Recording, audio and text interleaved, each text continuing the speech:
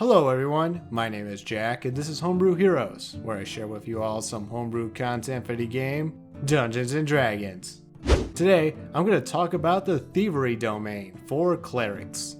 This subclass takes your Cleric and sprinkles some Rogue in it, making it the best combo in fantasy since Rage and Haste, Frodo and Sam, Doom and Animal Crossing, Bards and everything, and Nina and Alex Edward.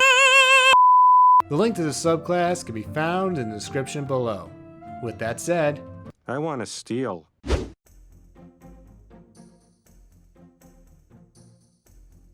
The Thievery Domain, created by Reddit user jameswastaken, is for clerics that want to serve their god by, well, stealing.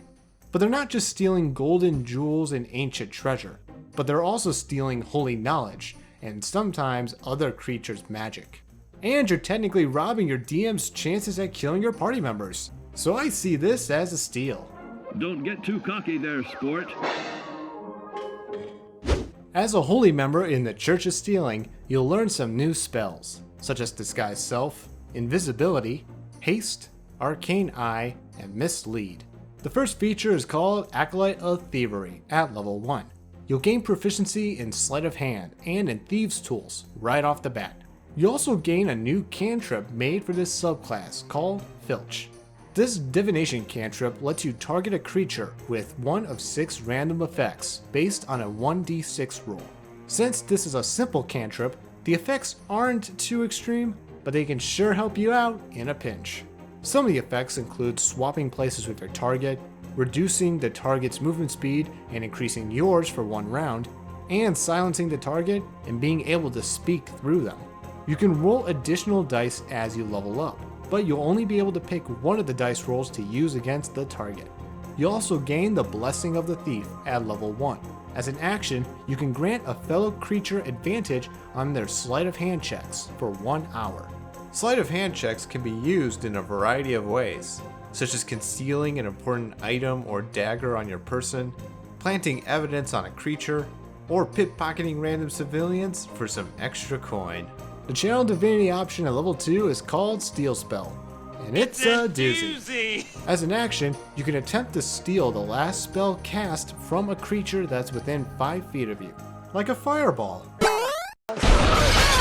You'll have to make a Sleight of Hand check and beat the DC of 10 plus the spell's level plus the creature's spell casting modifier. If you beat it, the creature will lose knowledge of the spell and won't be able to cast it for 1 whole minute. As for you, you'll be able to cast a spell once without a spell slot within that 1 minute time frame. Once you cast it, or the 1 minute has been passed, the spell will return to its rightful owner. Keep the change, you filthy animal. You can steal a first level spell at level 2, and you can steal a spell of 1 level higher when you reach levels 3, 5, 9, 13, and 17. This is a powerful Channel Divinity option, so much so that other players have been quite vocal about its potential and have made their own revisions to this feature. jameswastaken edited this feature so that you can only steal the spell if it is both a level you can cast and of a level equal to or less than your proficiency bonus. For example, if the creature casts the spell Magic Missile at level 1 and you're a level 2 Thief Cleric, you can steal it, because you can cast first level spells at level 2, and your proficiency bonus is 2, so those check out. However, let's say it happens again, but this time it's a Magic Missile at 5th level. Since it's being cast at a higher number greater than 1 and 2, you won't be able to steal it.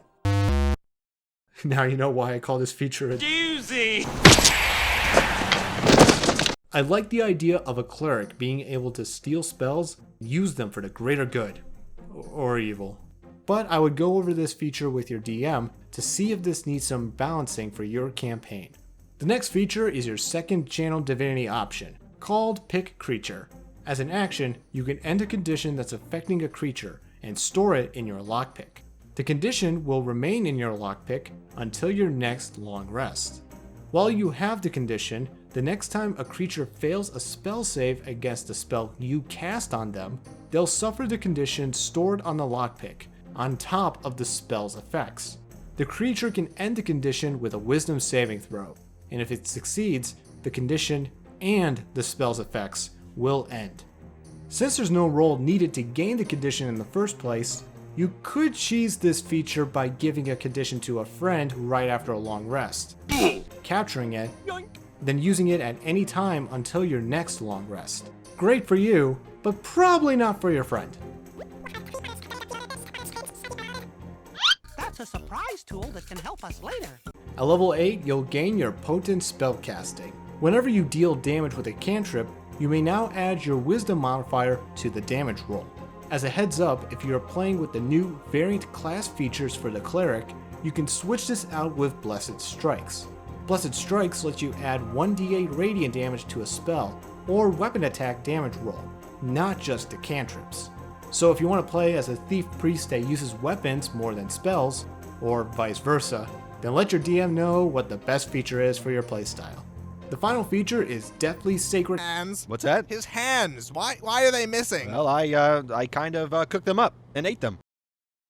You what? You can now perform the following actions as bonus actions. You may now make a sleight of hand check, use your thieves tools to disarm a trap or open a lock, take the use an object action, the channel divinity features steal spell or pick creature, and cast the spell Filch. In addition, when you cast a Filch cantrip and use multiple dice, you could choose 2 effects to give to your target instead of 1. The Thievery Domain has a lot of good ideas and character creation options going for it, from serving your god by healing and robbing people, to pickpocketing conditions and spells. I feel that everyone will differ on what's balanced here and there with this class, but you and your DM can always change aspects and features to it, just as long as everyone at the table is a-okay with it.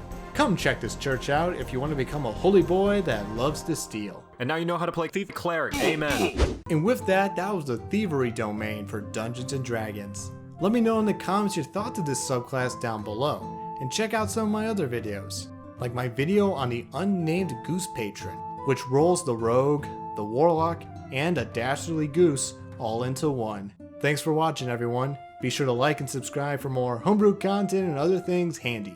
Till next time, bye.